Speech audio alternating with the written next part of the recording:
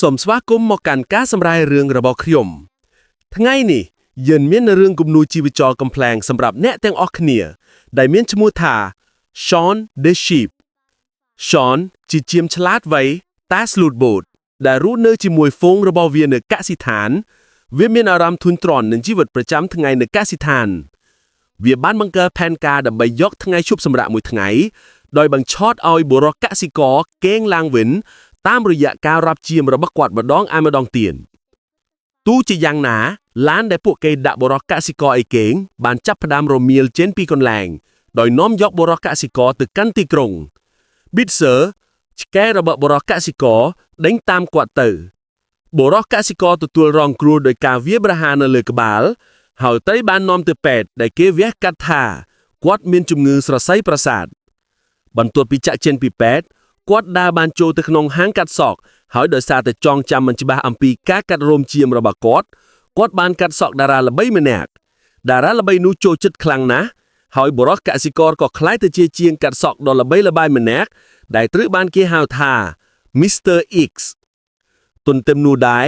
ជាមទាំងឡាយមិនអាចមានជីវិតដោយគ្មានបុរសកសិករនោះទេដូច្នេះ Shaun បានលួចឡើងលើឡានក្រុងទៅកាន់ទីក្រុង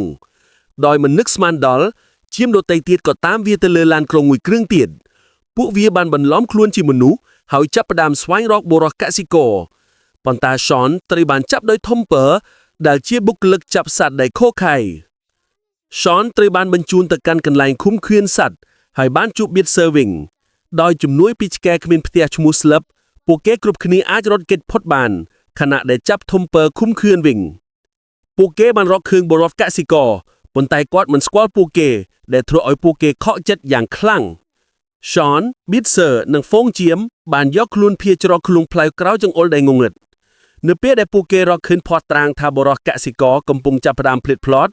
ពួកគេក៏មានអារម្មណ៍រីករាយឡើងនិងរៀបចំផែនការដែលពាក់ព័ន្ធនឹងការដាក់បុរសកសិករឲ្យគេងម្ដងទៀតដោយនាំគាត់ត្រឡប់ទៅឡានវិញដោយប្រើរូបគំនូរសត្វមួយបន្ទាប់មកពួកគេត្រូវបាន Thumper វាយប្រហារដោយប្រើអាវុធអគ្គិសនីដែលទាញពួកគេចូលទៅក្នុងផ្លូវក្រោយចង្អុលនោះនៅកសិដ្ឋានក្រុមទាំងអស់បានលាក់ខ្លួនក្នុងស្នូបមួយ Thumper ឥឡូវនេះប្រើត្រាក់ទ័ររបស់បុរសកសិករព្យាយាមរុញស្នូបនោះចូលទៅក្នុងអណ្ដោងមេរ៉េថ្មក្បែរនោះបុរសកសិករភៀកឡើងស្មារតីចងចាំឡើងហើយ Thumper ត្រូវបានវាយចិនឆោមដោយការរួមការងាររបស់ក្រុមនិងប្រើបាល់ប៉នត្រដុងបាញ់ Thumper ឲ្យហក់ឡើងលើអាកាសហើយធ្លាក់លើអណ្ដោងមេរ៉េថ្មនោះរួចធ្លាក់មុខទៅគៀបដី Slip ចាក់ចេញប៉ុន្តែត្រូវបានគេយកទៅចិញ្ចឹមដោយអ្នកបើកបរឡានក្រុងដែលឃើញវាលើផ្លូវបុរសកសិករនិងសត្វទាំងអស់មានភាពពេញចិត្តគ្នាឡើងវិញថ្ងៃក្រោយបុរសកសិករបោះបង់ការងារប្រចាំថ្ងៃដើម្បីមានថ្ងៃឈប់សម្រាកជាផ្លូវការសូមអរគុណសម្រាប់ការទស្សនាសង្ឃឹមថាអ្នកទាំងអស់គ្នាបានរីករាយហើយកុំភ្លេច Subscribe Channel របស់យើងផង